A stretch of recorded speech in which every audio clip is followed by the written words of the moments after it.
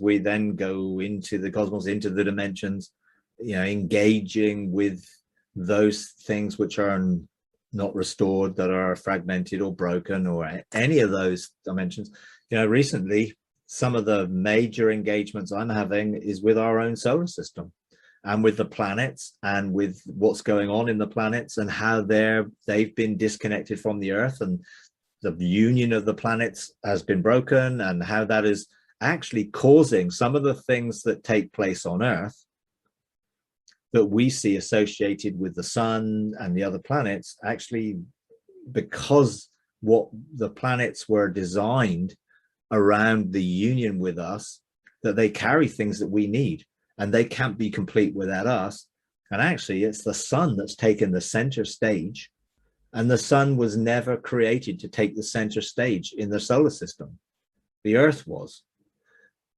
But the sun has taken the center stage because it's been the focus of people's worship. They have worshipped the sun, and therefore the sun has become unbalanced and unstable and volatile and destructive, when it was always meant to be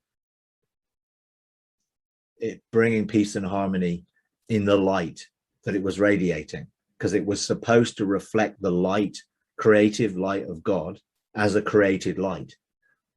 And actually it became focused on it being independent and therefore worshipped.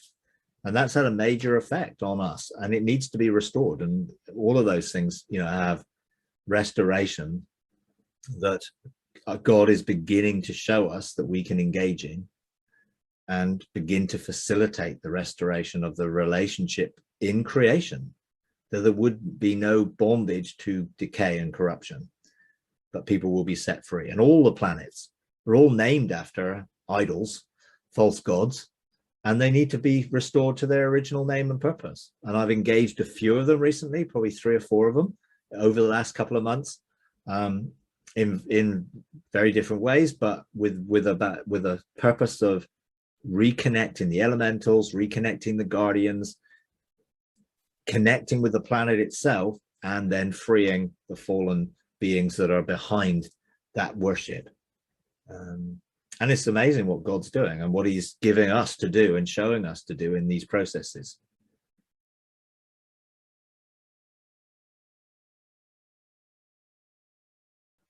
It's what are we going to do? If we're coming to do what we've done on the Earth, to asset strip it, to mine it, to take its resources, then it wouldn't be too pleased.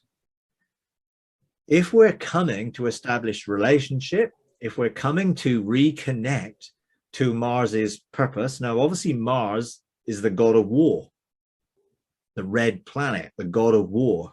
So the entity behind it and the thing worshipped is something we have to avoid at all costs.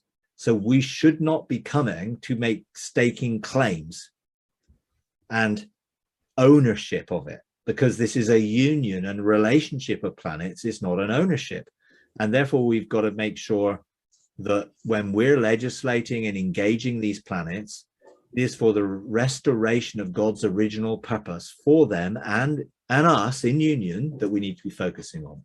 And so I don't think Mars as a planet, as elementals of the planet, as the guardians of that planet, or the beings behind that planet, I don't think any of them will be too impressed if we came and started to engage it and to create another worldly system based on the tree of the knowledge of good and evil on that planet.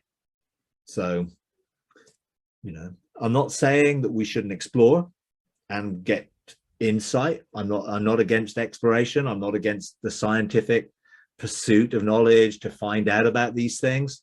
But we've got to be very careful that it doesn't then become political. Because as soon as you've got China going to the moon and, US going to the moon, they start putting their bases on there and they start putting their flags up there and they start doing this and then they start fighting over the moon's resources. That's what could happen over Mars. That is not going to be a good advert for what we should be bringing out into the planets, which is a union and a oneness. Hi everyone, we're starting a Patreon page, patreon.com/St patreon.com/freedomarc. And we would like to invite you to partner with us in taking the message of God's unconditional love, limitless grace, triumphant mercy to a bigger global audience.